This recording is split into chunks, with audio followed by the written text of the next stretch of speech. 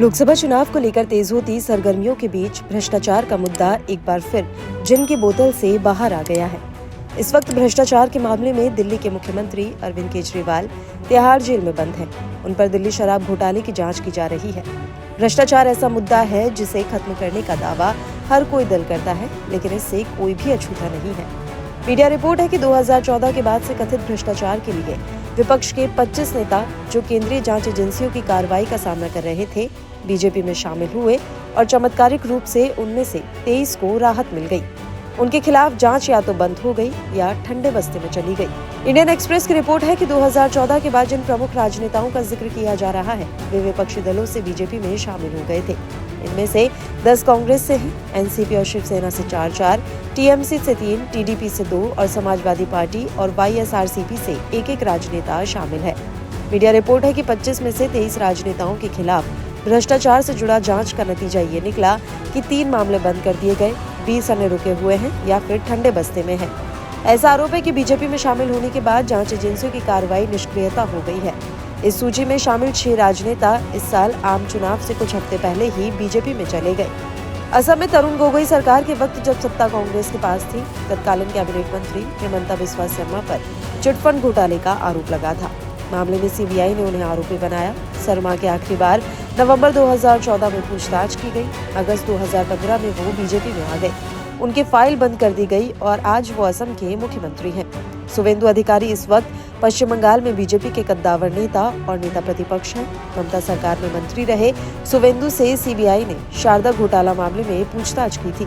TMC आरोप लगाती रही है कि जब अधिकारी टीएमसी में थे तो जांच एजेंसियां उन्हें परेशान करती थी, लेकिन बीजेपी में जाते ही उन्हें क्लीन चिट मिल गई।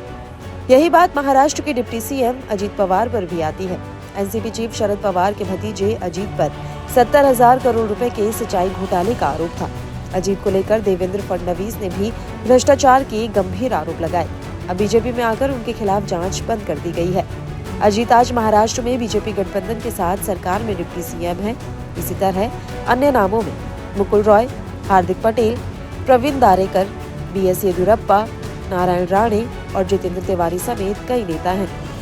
रिकॉर्ड बताते हैं कि एनसीपी गुट के 2 शीर्ष नेताओं अजीत पवार और प्रफुल्ल पटेल के मामलों को बंद कर दिया गया। कुल 25 नेताओं की लिस्ट में महाराष्ट्र से 12 नाम हैं, जिनमें से 11 साल 2022 या उसके बाद बीजेपी में चले गए। इनमें एनसीपी, शिवसेना और कांग्रेस के 4-4 नेता शामिल हैं। भ्रष्टाचार के मामले में विपक्षी नेताओं को निशाना बनाए जाने को लेकर राजनीतिक दल इसे वॉशिंग मशीन कहते हैं। विपक्ष का आरोप है कि बीजेपी के पास ऐसी वॉशिंग मशीन है, जो भी नेता बीजेपी में शामिल होता है उस पर से भ्रष्टाचार के मामले बंद कर दिए जाते हैं। 2 महीने पहले सीबीआई और ईडी की कार्रवाई के खिलाफ जब 14 दलों ने सुप्रीम कोर्ट का रुख किया तो पीएम मोदी खुद इसके बचाव में उतरे थे। पीएम मोदी ने तंज कसा था कि भ्रष्टाचार में लिप्त नेता एक साथ एक मंच पर आ रहे हैं। कुछ दलों ने भ्रष्टाचारी बचाओ आंदोलन छेड़ा हुआ है, लेकिन एक्शन नहीं रुकेगा। हाल ही में दक्षिण भारतीय चैनल को दिए एक इंटरव्यू में भी पीएम मोदी ने कहा था कि जांच एजेंसियों ने भ्रष्टाचारियों के खिलाफ मुहिम छेड़ी है जो नहीं रुकने वाली। ऐसा नहीं है कि सिर्फ बीजेपी पर ही इस तरह के आरोप लगे हैं। कांग्रेस सरकार के वक्त भी जांच एजेंसियों के दुरुपयोग के मामले सामने आए थे। 2009 में कांग्रेस के नेतृत्व वाले यूपीए सरकार के वक्त सीबीआई ने बसपा की मायावती और सपा के मुलायम सिंह यादव के खिलाफ भ्रष्टाचार के मामलों में अपना रुख तब बदला जब उन्होंने यूपीए को अपना समर्थन दिया।